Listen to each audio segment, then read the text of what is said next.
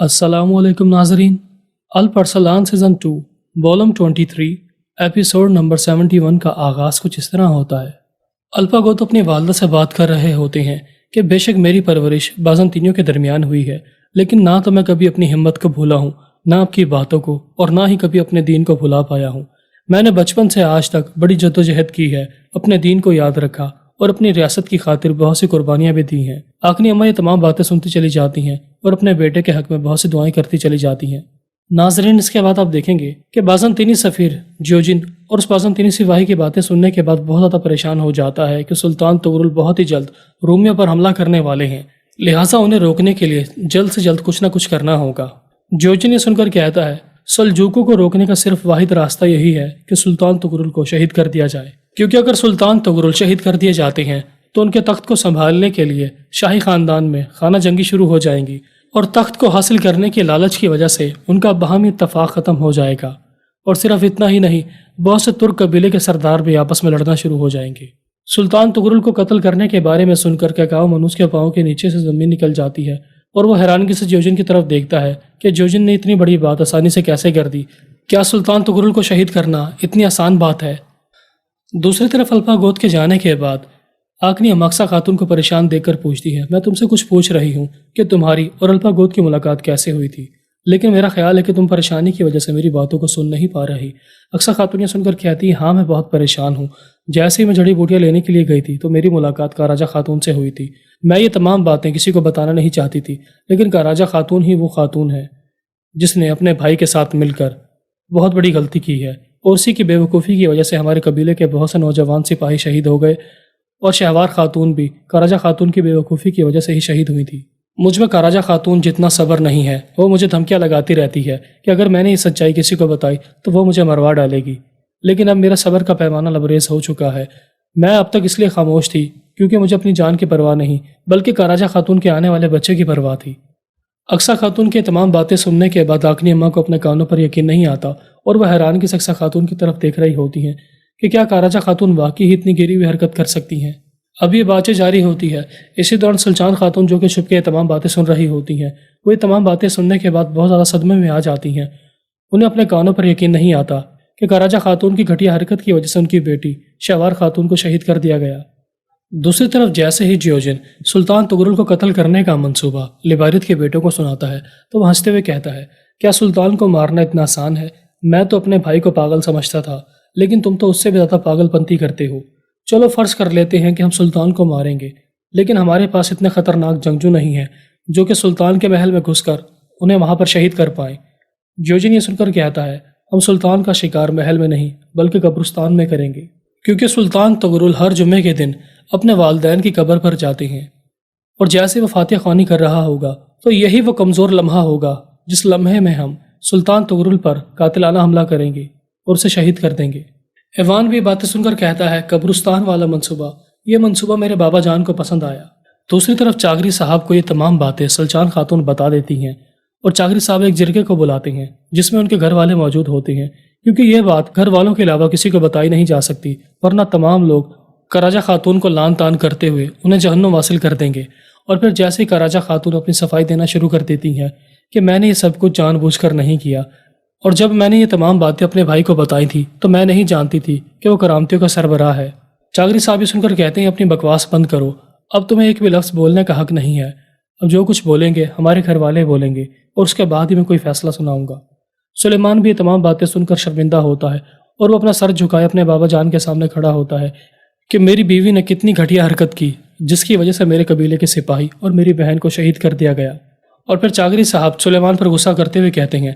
تم بھی اس کے گناہ میں شامل ہو، تمہیں معلوم تھا کہ تمہاری بیوی نے کیا گھٹیا حرکت کی ہے، لیکن تم خاموش رہے، تم بھی مجرم ہو۔ کاراجا خاتون یہ سن کر کہتی ہیں، سلیمان کو حال ہی میں میری سچائی کے بارے میں علم ہوا، اور میں نے اسے قسم دے کر روکا کہ میرا بچہ اس دنیا میں آ جائے، اس کے بعد تم اپنے والدین کو میری سچائی کے بارے میں بتا دینا۔ یعنی جب تک میرا بچہ پیدا نہیں ہوتا تب تک کسی کو بھی سچائی کا اندازہ نہیں ہوگا۔ سلچان خاتون یہ سن کر رونا شروع کر دیتی ہے اور کہتی ہیں، بہت خوب، میں تو اللہ تعالیٰ سے یہی دعا کرتی ہوں کہ تم ماں بنو، تمہارے ہاں ایک بچے کی پیدائش ہو، تم اسے پال پوس کر بڑا کرو، اور وہ تمہاری آنکھوں کے سامنے شہید ہو جائے اور کفن میں لٹا دیا جائے، تب تم میری تکلیف کو سمجھو گی۔ تمام لوگ جیسے سلچان خاتون کی باتیں سنتے چلے جاتے ہیں، وہ کاراجا خاتون کو نفرت بھری نگاہوں سے دیکھ رہے ہوتے ہیں۔ چاغری صاحب بھی بڑی مشکل سے یہ تمام باتیں سن کر برداشت کیے بیٹھے ہوتے ہیں اور پھر سلچان خاتون کاراجہ خاتون کے حق میں بہت سی بد دعائیں کرتی ہیں۔ تم نے جیتے جی مجھے ایسا غم دے دیا ہے، میں مرتے دم تک سکون میں نہیں آ پاؤں گی۔ میں جب بھی تمہیں دیکھا کروں گی تو مجھے اپنی بیٹی کی شہادت یاد آئے گی۔ تم نے اپنے بھائی کی جان تو بچانا چاہی، لیکن تم نے میری بیٹی کی جان نہیں بچائی، اسے موت کے گھاٹ اتار دیا۔ لہٰذا آئندہ کے بعد تم بھی اس آگ میں جلو گی جس آگ کو تم نے پھیلایا ہے۔ اور پھر جیسی کاراجہ خاتون کچھ بولنے کی کوشش کرتی ہیں تو چاغری صاحب کاراجہ خاتون کو خاموش کرواتے ہوئے کہتے ہیں، بس بہت ہو گیا، میں تمہارے پیٹ میں پلنے والے بچے کی وجہ سے تمہاری جان بخش رہا ہوں، اور وہ بھی تب تک جب تک تمہارا بچہ اس دنیا میں نہیں آ جاتا، تب تک تمہیں قلعے میں قیدی بنا کر رکھا جائے گا۔ تم قبیلے والوں کی نظروں سے دور ہو جاؤ گی۔ جیسے تمہارے ہاں بچے کی پیدائش ہو جائے گی تو تم میرے پوتے کو میرے حوالے کرو گی اور یہاں سے دفع ہو جاؤ گی۔ یہ سنتے ہی کاراجہ خاتون چلا کر رونا شروع ہو جاتی ہیں کہ مجھے معاف کر دے، مجھ سے بہت بڑی غلطی ہو گئی۔ لیکن چاغری صاحب کاراجہ خاتون سے کہتے ہیں، تم میری نظروں سے دور ہو جاؤ، تم بھی بالکل اپنے بھائی کی طرح بہت مکار نکلی، مجھے تم سے یہ امید نہیں تھی۔ اور پھر جیسے ہی کاراجہ خاتون روتے ہوئے اقصیٰ خاتون کی طرف دیکھتی ہیں تو وہ انہیں اشارہ کرتی ہیں کہ یہ سب کچھ تم نے کروایا ہے اور میں تمہیں زندہ نہیں چھوڑوں گی، تمہیں اس کی قیمت ادا کرنی ہوگی۔ لیکن اقصیٰ خاتون کاراجہ خاتون کو اشارہ کرتی ہے، اس میں میری کوئی غلطی نہیں تھی، یہ سب کچھ تم نے کیا ہے اور تم ہی اس کی سزا بھگتو گی۔ دوسری طرف سلطان اپنے گھر والوں کو بتاتے ہیں کہ کل جمعہ ہے اور ہمیشہ کی طرح میں اپنے والدین کی قبر پر زیارت کے لیے جاؤں گا تاکہ ان کی مغفرت کے لیے دعا کر سکوں، اور پھر جیسے میں قبرستان سے واپس آ جاؤں گا تو اس کے بعد میں جمعہ بازار کی طرف جاؤں گا تاکہ ہمیشہ کی طرح لوگوں کی شکایات سن سکوں اور میں یہ جان سکوں کہ میرے تاجروں کو کسی بھی قسم کی تکلیف کا سامنا تو نہیں کرنا پڑ رہا، سب کے ساتھ انصاف سے کام کیا جاتا ہے یا نہیں۔ خواجہ صاحب یہ تمام باتیں سن کر پریشان ہو جاتے اور سلطان سے کہتے ہیں، آپ کی نیت بہت اچھی ہے، لیکن آپ کو حسن تابع پر کیا جانے والا قاتلانہ حملہ تو یاد ہی ہوگا، لہٰذا میرا آپ کو یہی مشورہ ہے کہ کھلی کچہری کا بازار ہفتے کے دن لگوایا جائے اور وہ بھی محل کے اندر، تاکہ تمام لوگ ایک ایک کر کے محل میں داخل ہو سکیں اور اپنی شکایات کو درج کروا سکیں، کیونکہ ہمارے دشمن اس موقع سے فائدہ اٹھا کر آپ پر قاتلانہ حملہ کرنے کی کوشش کریں گے۔ زندگی اور موت تو اللہ تعالیٰ کے ہاتھ میں ہے، لیکن میں چاہتا ہوں کہ ہم مزید احتیاط سے کام لیں کیونکہ ابھی تو حالات بہت ہی نازک چل رہے ہیں۔ التوجہ خاتون یہ سن کر کہتی ہیں، خواجہ صاحب نے بالکل ٹھیک فرمایا ہے، ہم پہلی ایک جنگ کی تیاری میں مصروف ہونے جا رہے ہیں، ہمارے دشمن یقیناً یہ خبر سننے کے بعد آپ پر قاتلانہ حملہ کرنے کی کوشش کریں گی، لہٰذا ہمیں مزید احتیاطی تدابیر اختیار کر لینی چاہیے۔ سلطان یہ باتیں سن کر غضبناک ہو جاتے ہیں کہ ایک طرف میری خاتون اور دوسری طرف میرا وزیر مجھے محل میں چھپ کر رہنے کا مشورہ دے رہے ہیں۔ جب تمہارا یہی کہنا ہے کہ زندگی اور موت اللہ تعالیٰ کے ہاتھ میں ہے تو پھر تم میری زندگی اور موت کے بارے میں پریشان کیوں ہوتے ہو؟ میں سالوں سے چلنے والی روایات کو محض قتل ہو جانے کے ڈر سے روک نہیں سکتا۔ دوسری طرف جیسے سلیمان الپرسلان کو پریشان دیکھ کر ان سے ملاقات کرنے کے لیے ان کے خیمے میں آتا ہے تو الپرسلان سلیمان سے کہتے ہیں، ابھی تم یہاں سے چلے جاؤ، میں تم سے کوئی بات نہیں کرنا چاہتا، فی الحال میں غصے میں ہوں، میرے منہ سے کوئی عجیب و غریب بات نکل جائے گی جسے سننے کے بعد تمہیں بھی دکھ ہوگا اور بعد میں مجھے بھی۔ سلیمان سن کر کہتا ہے، تم مجھے جو کچھ کہنا چاہتے ہو کہہ سکتے ہو، لیکن میں ایک بات یہاں پر واضح کرنے کے لیے آیا ہوں، کیا تم بھی بابا جان کی طرح میرے بارے میں غلط سوچتے ہو کہ میں اس گناہ میں برابر کا شریک ہوں؟ الپرسلانی سن کر کہتے ہیں، کیوں نہیں، تمہارے پاس موقع تھا، تم اپنی بیوی کی سچائی ہمیں بتا سکتے تھے، لیکن تم دونوں میاں بیوی میں سے کسی نے بھی اس سچائی کے بارے میں ہمیں نہیں بتایا۔ سلیمان یہ سن کر الپرسلان کو اس رات کے بارے میں یاد دہانی کراتے ہوئے کہتا ہے، یاد ایک دفعہ میں بہت زیادہ پریشان تھا تو تم نے مجھ سے وجہ دریافت کی اور میں نے تم سے کہا تھا کہ میں تمہیں کچھ ضروری بات بتانا چاہتا ہوں، لیکن اس سے پہلے کہ میں تمہیں کچھ ضروری بات بتا پاتا کراجہ خاتون وہاں پر پہنچ گئی تھی، اور پھر کراجہ خاتون نے مجھے ڈرانے اور دھمکانے کی کوشش کی کہ اگر تم نے یہ سچائی بچے کے پیدا ہونے سے پہلے بتا دی تو ہو سکتا ہے کہ میں اور میرا بچہ مار دیا جائے، لہٰذا اگر تم اپنے بچے کی جان بچانا چاہتے ہو تو تم بچے کی پیدائش تک اس راز کو چھپا کر رکھو گے۔ الپرسلانی سن کر کہتے ہیں، بہت ہی افسوس کی بات ہے، تمہیں اپنے پیدا ہونے والے بچے کا تو بہت احساس ہے، لیکن مسعود کے بارے میں تمہارا کیا خیال ہے جس کی والدہ کو شہید کر دیا گیا؟ کیا وہ بچہ یتیم نہیں ہو گیا؟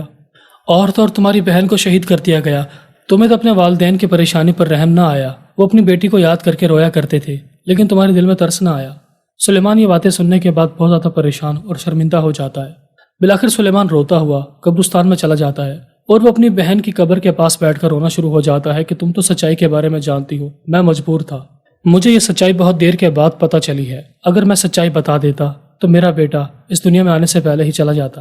اور پھر جیسے سلیمان اپنی بہن کی قبر پر بیٹھ کر معافی مانگ رہا ہوتا ہے، اسی دوران سلچان خاتون بھی پیچھے سے وہاں پر پہنچ جاتی ہیں اور وہ اپنے بیٹے کو روتا دیکھ کر تمام باتیں سن رہی ہوتی ہیں، اور پھر وہ اپنے بیٹے کو پیار کرتے ہوئے کہتی ہیں، تمہیں زیادہ رونے کی ضرورت نہیں ہے، میں نے تمہاری باتیں سن لی ہے، تم اپنی غلطی پر شرمندہ ہو، میں تمہیں معاف کرتی ہوں۔ دوسری طرف جیوجن اور کیکاو منوس آپس میں بات چیت کر رہے ہوتے ہیں کہ ایک طرف میں تگرل صاحب کو مارنے کے لیے جاؤں گا تو دوسری طرف تم ایوادوکیو کو آزاد کروانے کے لیے جاؤ گے۔ آج کا دن بہت ہی خوشی کا دن ہے۔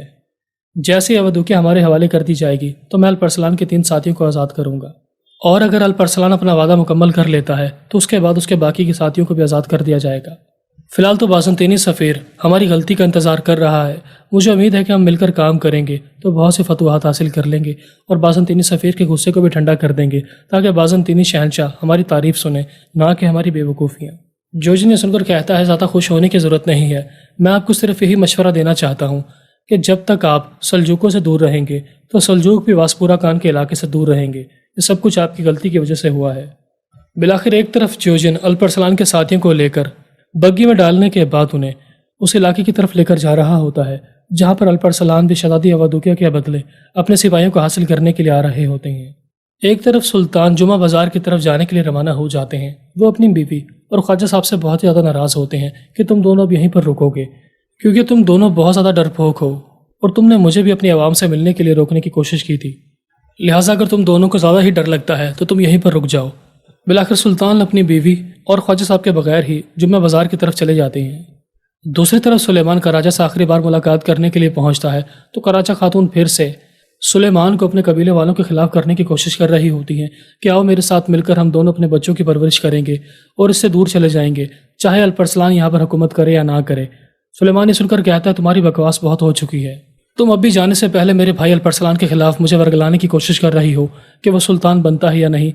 اور پھر جیسے ہی کاراجا خاتون کی نظر اقصی خاتون پر پڑتی ہے تو وہ چلا چلا کر کہتی ہے تم ایک شیطان ہو، یہ سب کچھ تمہاری وجہ سے ہوا ہے، اگر تم سچائی تمام لوگوں کو نہ بتاتی تو آج ایسا نہ ہوتا۔ سلیمان کراچا خاتون کا ہاتھ پکڑ کر اسے بگی میں بٹھاتے ہوئے کہتا ہے اب تم میری نظروں سے دفع ہو جاؤ، میں نے بڑی مشکل سے اپنے غصے پر قابو پایا ہے، اگر میرا بس چلتا تو میں اپنے ہاتھوں سے تمہیں سزا دیتا۔ بالآخر دوسری طرف الپرسلان اور جیوجن اپنے ساتھیوں کے تبادلے کے لیے اس مقام پر پہنچ جاتے ہیں، اور پھر جیسے ہی جیوجن اور الپرسلان قریب آتے ہیں تو وہ دونوں ایک دوسرے سے سوال کرتے ہیں میرے ساتھی کہاں ہے؟